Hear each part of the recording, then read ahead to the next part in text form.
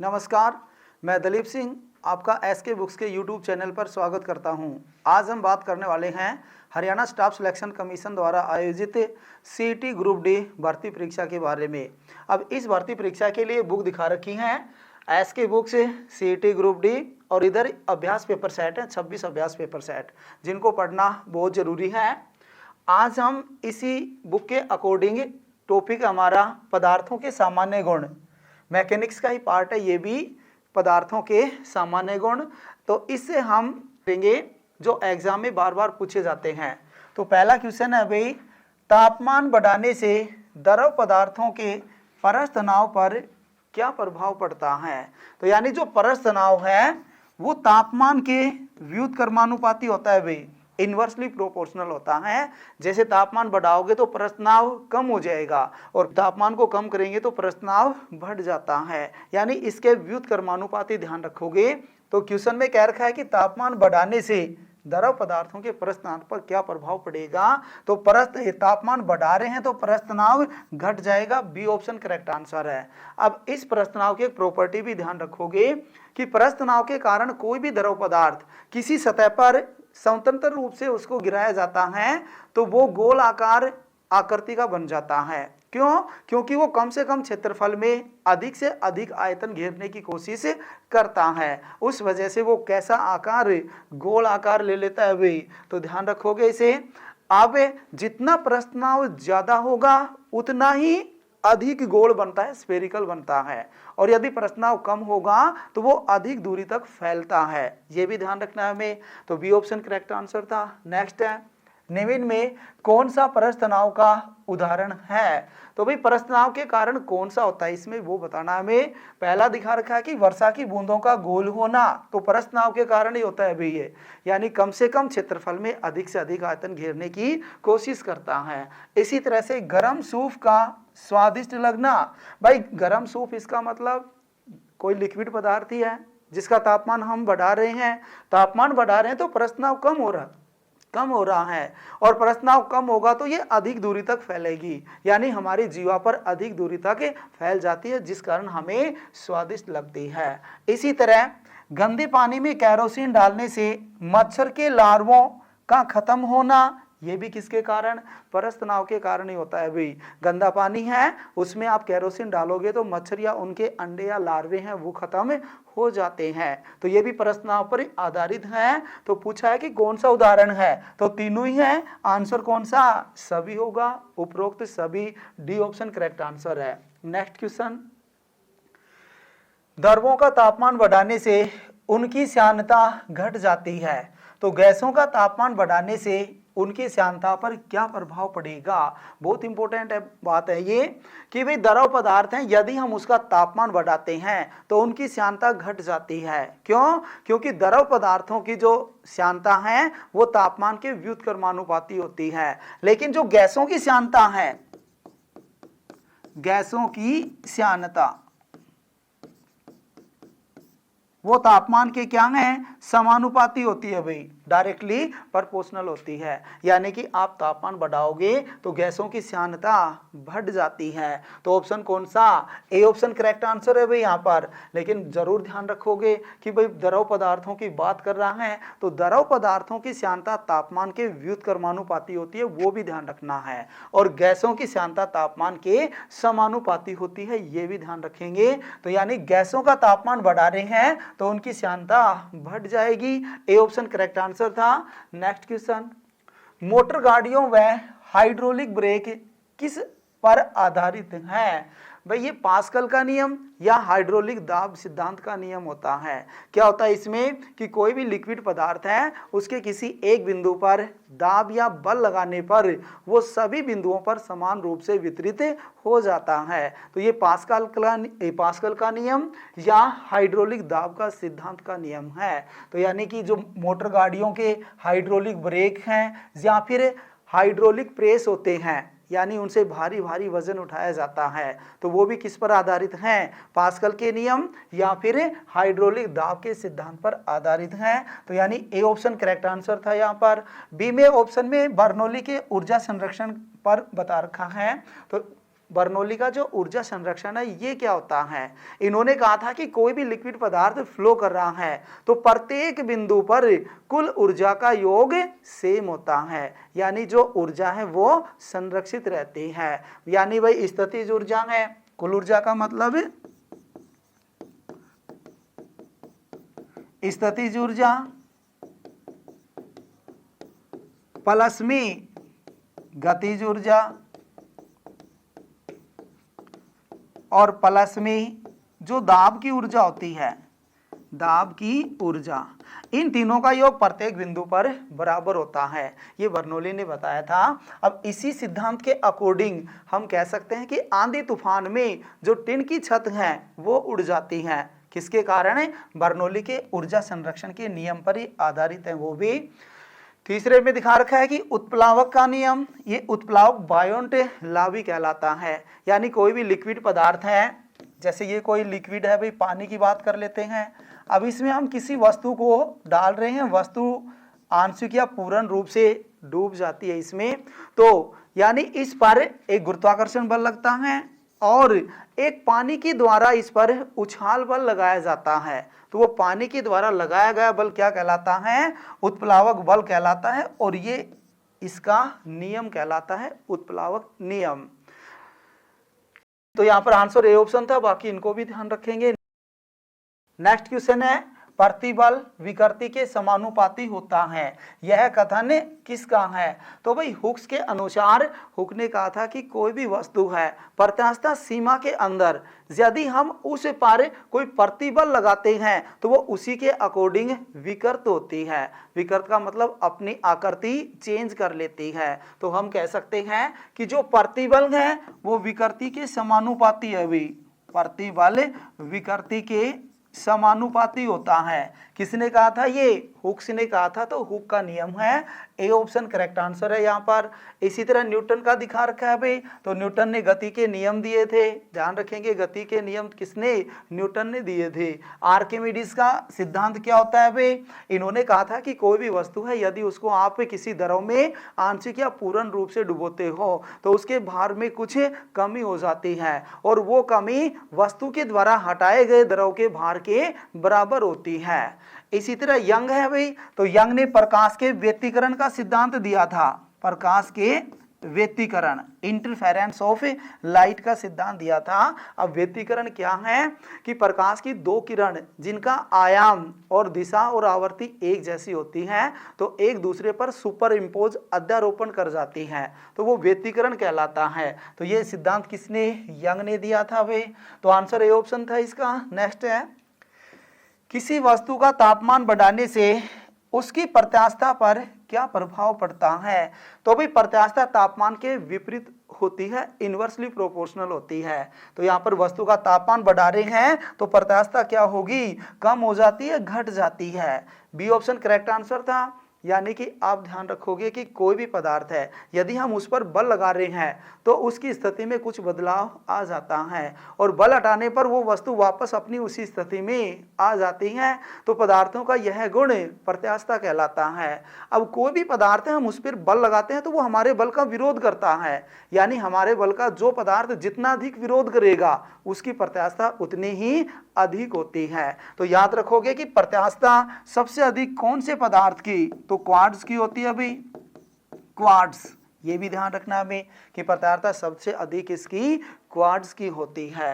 तो यहाँ पर तापमान बढ़ाएंगे तो यानी हमारे बल को वो सहन करने लग जाएगी, इसका मतलब उसकी प्रत्यास्थता घट जाती है। तो बी ऑप्शन करेक्ट आंसर था। नेक्स्ट है, यदि वायुमंडलीय दाब धीरे धीरे नीचे गिरता है तो किसका संकेत होता है? अब भाई वायुमंडलीय दाब है किसके द्वारा मापा जाता है वो भी ध्यान रखना हमें, बैरोमीटर के द्वारा। बैरोमीटर, अब बैरोमीटर की जो रीडिंग है पाठ्यक्रम है यदि वो धीरे धीरे नीचे गिरता है तो इसका मतलब वायुमंडलीय दाब धीरे धीरे कम हो रहा है। अब कम हो रहा है तो किसका संकेत होता है? वर्षा आने का संकेत होता है। ए ऑप्शन करेक्ट आंसर है। यदि वायुमंडलीय दाब अचानक नीचे गिरता है यानी बैरोमीटर की जो रीडिंग है पाठ्यक्रम है अचानक कम हो जाती है तो किसका संकेत, आंधी तूफान आने का संकेत होता है भाई।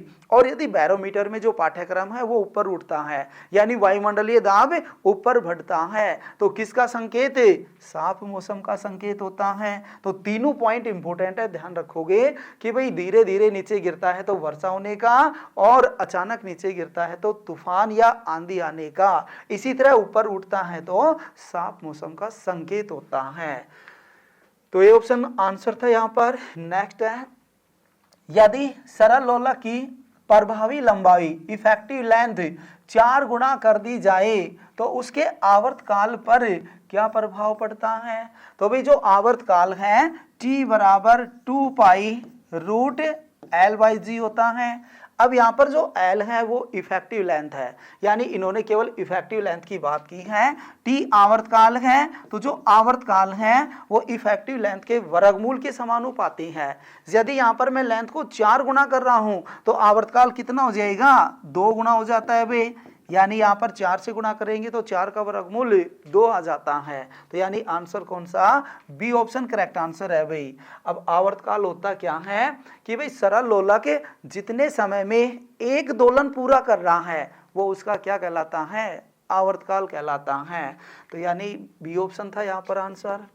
नेक्स्ट क्वेश्चन है, झूला झूलती हुई लड़की के बगल में दूसरी लड़की बैठा दी जाए तो झूले के आवर्तकाल व दोलनों की संख्या पर क्या प्रभाव पड़ेगा।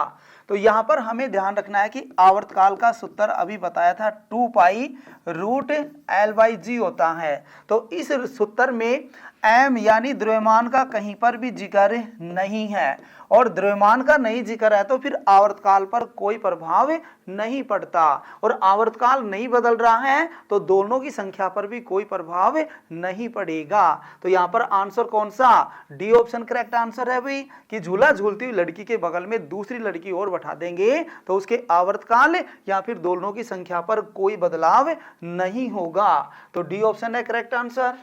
नेक्स्ट क्वेश्चन है, निम्न में तीसरी श्रेणी का उत्तोलक है। तो भाई उत्तोलक क्या होता है, पहले तो उसके बारे में पता होना चाहिए हमें कि वह साधारण सी मशीन जिसके द्वारा कम बल में अधिक कार्य आसानी से किया जा सके, तो वह साधारण मशीन क्या कहलाती है, उत्तोलक कहलाती है। जैसे एक बड़ी सी चट्टान या पत्थर है, आपसे कहा गया है कि इसको आगे खिसकाओ, आप उस पर बहुत ज्यादा बल लगाते हो, थोड़ा बहुत खिसका पाते हो, लेकिन एक लोहे की साबल या रोड दी जाती है और फिर आपको कहा जाता है कि इसको आगे खिसकाना है। तो भाई इस तरह से कोई बड़ी सी चट्टान है और आप क्या करोगे, उसके नीचे साबल लगाओगे और साबल के नीचे एक छोटा सा पत्थर, यानी कि इसके द्वारा हम इस चट्टान या पत्थर को आसानी से आगे तक खिसका सकते हैं। तो देखो यहाँ पर बल हम कम लगा रहे हैं, कार्य वही है। तो यानी कि वह साधारण मशीन जिसके द्वारा कम बल में अधिक कार्य आसानी से किया जा सके वो उत्तोलक कहलाती हैं। ये 3 प्रकार के होते हैं भाई, प्रथम श्रेणी का, दूसरी श्रेणी का, तीसरी श्रेणी का।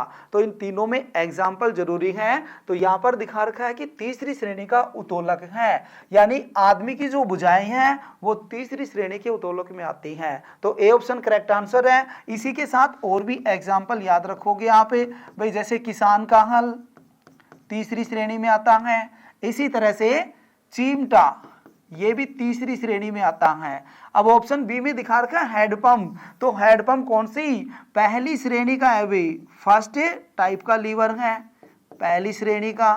तो इसी के साथ और भी एग्जांपल याद रख सकते हो, तराजू है भाई, तराजू, कैंची है आदि, तो ये भी फर्स्ट प्रकार के में आते हैं। इसी तरह से में दिखा रखा है एक पहिए का ठेला, तो ये दूसरी प्रकार का है, दूसरी श्रेणी का उत्तोलक है।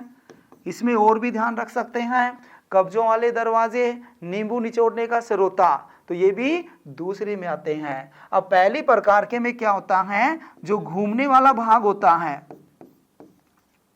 घूमने वाला भाग वो बीच में होता है, और दूसरी प्रकार के में जो वजन होता है वो बीच में होता है भाई। तीसरी प्रकार के में शक्ति बीच में लगती है, पावर या लोड पावर या फोर्स कह सकते हैं, शक्ति वो बीच में लगती है। तो तीनों के एग्जाम्पल जरूरी है, ध्यान रखोगे। तो क्वेश्चन यहाँ पर था कि तीसरी श्रेणी का उत्तोलक कौन सा है, तो फर्स्ट ऑप्शन था इसमें ए। नेक्स्ट है, दो वस्तुओं की सतह के क्षेत्रफल को बढ़ाने पर उनके बीच घर्षण बल पर क्या प्रभाव पड़ता है। तो भी जो घर्षण बल है वो उनके जो कॉन्टैक्ट एरिया है यानी कि जो संपर्क क्षेत्रफल है उस पर निर्भर नहीं करता। तो ऑप्शन कौन सा, सी ऑप्शन करेक्ट आंसर है भाई यहाँ पर कि कोई बदलाव नहीं होगा। तो फिर घर्षण बल किस पर निर्भर करता है, पदार्थ की प्रकृति पर, पदार्थ की प्रकृति पर निर्भर करता है, नेचर पर, यानी वो किसके बने हुए हैं भाई, दोनों एक जैसे हैं या फिर एक रफ है या स्मूथ है, उन पर निर्भर करता है। तो आंसर कौन सा, सी ऑप्शन था यहाँ पर करेक्ट आंसर। नेक्स्ट क्वेश्चन है घर्षण बल का प्रकार नहीं है। तो भाई घर्षण बल क्या होता है, दो वस्तुओं की सतह के बीच लगने वाला बल घर्षण बल कहलाता है और यह घर्षण बल गतिशील वस्तु के वेग का विरोध करता है। अब क्वेश्चन पूछा है कि कौन सा घर्षण बल का प्रकार नहीं है, तो स्थैतिक, गति की, लौटने, तीनों ही घर्षण बल के प्रकार हैं। तो ऑप्शन कौन सा, डी ऑप्शन करेक्ट आंसर है इसमें कि भाई इनमें से कोई नहीं, ये तीनों ही घर्षण बल के प्रकार हैं। अब स्थैतिक घर्षण बल कौन सा होता है कि विराम अवस्था में रखी हुई वस्तु के बीच जो बल लग रहा है वो स्थैतिक घर्षण बल कहलाता है। इसी तरह से दूसरा है गति घर्षण बल कि कोई भी वस्तु है वे यदि उस पर हम बल लगाते हैं और वो फिसलती हुई आगे की ओर खिसकती है, यानी कि फिसलती हुई वस्तु और सतह के बीच लगने वाला बल गतिक घर्षण बल कहलाता है। इसी तरह लौटनी घर्षण बल कहेंगे कि भाई घूमती हुई वस्तु और सतह के बीच लगने वाला बल लौटनी घर्षण बल कहलाता है। भाई जैसे इसी वस्तु पर हमने पहिए लगा दिए और अब पहिए के बीच में और रोड या सड़क के बीच में जो बल लग रहा है वो लौटनी घर्षण बल कहलाता है और ये घर्षण बल सबसे कम होता है। भाई क्वेश्चन पूछ लेता है कि निम्न में कौन सा घर्षण बल सबसे कम है, तो लौटने के, और सबसे अधिक पूछे तो स्थैतिक घर्षण बल सबसे अधिक होता है। एक और ध्यान रखना है हमें साथ साथ कि भी जो घर्षण बल है उसको कम करने के लिए किसका प्रयोग करते हैं, तो स्नेहक पदार्थ होते हैं भाई, स्नेह के पदार्थ, चिकनाई युक्त पदार्थ ध्यान रखो, जैसे वाल बेरिंग है, गोली गिरिस है, ऑयल है या ग्रेफाइट की छड़ है, इनका प्रयोग करके हमें घर्षण बल को कम कर सकते हैं। तो इसका आंसर तो कौन सा, डी ऑप्शन था। बाकी इन बातों को भी ध्यान रखोगे। नेक्स्ट क्वेश्चन है सरल लोलक वाली घड़ी को चंद्रमा पर ले जाने से उस पर क्या प्रभाव पड़ेगा, यानी वो धीरे चलेगी या तेज चलेगी। तो भाई ये सरल लोलक है, उसका आवर्तकाल ध्यान रखोगे कि 2 पाई रूट L/G होता है।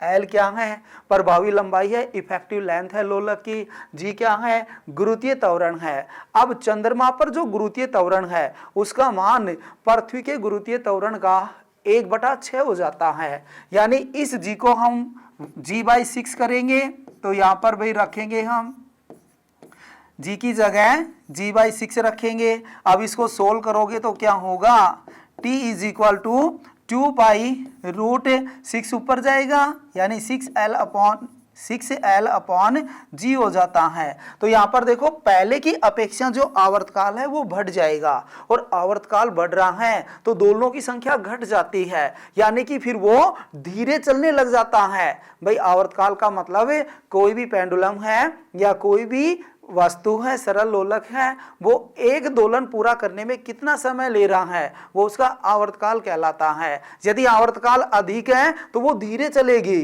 धीरे चलने लगती है। तो यानी कि जो चंद्रमा पर लोलक वाली घड़ी को ले जाएंगे तो वो क्या करेगी, धीरे चलने लगती है। बी ऑप्शन करेक्ट आंसर है। अब इसी पर एक क्वेश्चन और बन जाता है कि भाई गर्मियों में जो लोलक वाली घड़ी है उस पर क्या प्रभाव पड़ता है कि भाई धीरे चलेगी या तेज चलेगी। तो गर्मियों में जो इफेक्टिव लेंथ होती है वो बढ़ जाती है और ये बढ़ रही है तो फिर आवर्तकाल भी बढ़ेगा और आवर्तकाल बढ़ रहा है तो दोलनों की संख्या कम होगी। कम होने का मतलब वो धीरे चलने लगती है। इसी तरह सर्दियों की बात करेंगे। सर्दियों में जो इफेक्टिव लेंथ है वो कम हो जाती है भाई, और इफेक्टिव लेंथ कम हो रही है तो हम कहेंगे कि उसका आवर्तकाल भी कम हो रहा है, और आवर्तकाल कम हो रहा है तो दोलनों की संख्या बढ़ जाती है, यानी वो तेज गति से चलने लग जाती है। तो सर्दियों में ध्यान रखोगे कि तेज गति से चलने लगती है और गर्मियों में धीरे हो जाती है। क्यों? क्योंकि जो इफेक्टिव लेंथ है, प्रभावी लेंथ है, वो गर्मियों में बढ़ जाती है और सर्दियों में कम हो जाती है। तो ध्यान रखोगे इसे भी। नेक्स्ट क्वेश्चन है, किसी सतह पर एकांक क्षेत्रफल पर लगने वाला बल क्या कहलाता है? तो भाई ये सूत्र है दाब का F/A। इसी के द्वारा ये परिभाषा बनती है कि कोई भी सतह है उसके एकांक क्षेत्रफल पर लगने वाला बल दाब कहलाता है। तो आंसर कौन सा इसका? बी ऑप्शन करेक्ट आंसर है यहाँ पर। अब इसका हमें मात्रक भी ध्यान रखना है। बल का न्यूटन है, एरिया का मीटर स्क्वायर, तो न्यूटन पर मीटर स्क्वायर या फिर पास्कल भी कह सकते हैं, पास्कल।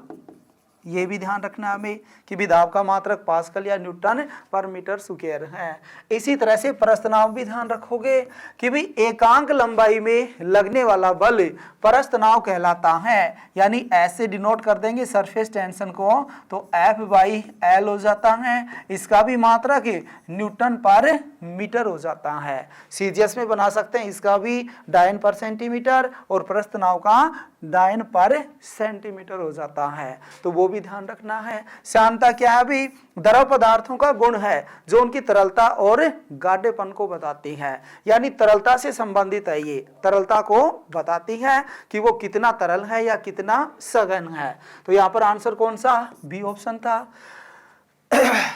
श्यानता का मात्रक भी ध्यान रखोगे। श्यानता का मात्रक पास्कल सेकंड होता है भी, एसआई में पास्कल सेकंड, और सीजीएस में इसका ध्यान रखेंगे पॉइज। सीजीएस में मात्रक क्या होगा? पॉइज हो जाता है। तो ये भी ध्यान रखना है। क्वेश्चन का आंसर क्या था? बी ऑप्शन था। बाकी सभी बातों को ध्यान रखोगे इसमें। नेक्स्ट क्वेश्चन है, वायुमंडल में बादलों के तैरने का क्या कारण है? भाई जैसे आर्किमिडीज के अकॉर्डिंग कहेंगे हम कि पानी में कोई वस्तु कब तैरती है, कब डूबती है, तो यानी उस वस्तु का घनत्व पानी के घनत्व से कम हुआ तो वो तैरने लगती है और ज्यादा हुआ तो डूब जाती है। तो यही बात यहाँ पर हो रही है कि वायुमंडल में जो बादल तैरते हैं उसका कारण क्या है, यानी कि जो बादलों का घनत्व है वो वायुमंडल के घनत्व से कम होगा जिस कारण वो तैरने लगते हैं। तो आंसर कौन सा? उनका कम घनत्व। सी ऑप्शन करेक्ट आंसर है भाई। उनका कम तापमान नहीं, उनकी कम श्यानता नहीं, कम दाब का उत्पन्न होना नहीं। तो आंसर कौन सा? उनका घनत्व कम हो जाता है। बादलों का घनत्व कम होने के कारण वायुमंडल में तैरते रहते हैं। तो इस तरह से हमने इस टॉपिक से रिलेटेड ये 15 क्वेश्चन कवर किए। Shri Krishna coaching centre Haryana CET group D 2023 exam की ऑफलाइन कोचिंग के नए बैच आरंभ हैं। अधिक जानकारी के लिए इन नंबरों पर संपर्क करोगे। नंबर है 9812015967। इन पर संपर्क करोगे। इस एग्जाम के लिए एसके बुक्स सभी शॉप्स पर और ऑनलाइन भी अवेलेबल हैं। अगर आप ऑनलाइन लेना चाहते हैं तो उसका लिंक डिस्क्रिप्शन बॉक्स में अवेलेबल है। इस चैनल पर हम इस भर्ती और अन्य सभी भर्तियों से संबंधित इंपॉर्टेंट जानकारी और स्टडी मटेरियल भी उपलब्ध कराते रहेंगे। तो इस वीडियो को लाइक कीजिए, चैनल को सब्सक्राइब कीजिए और अपने दोस्तों के साथ शेयर भी कीजिए। मिलते हैं नेक्स्ट वीडियो में। जय हिंद।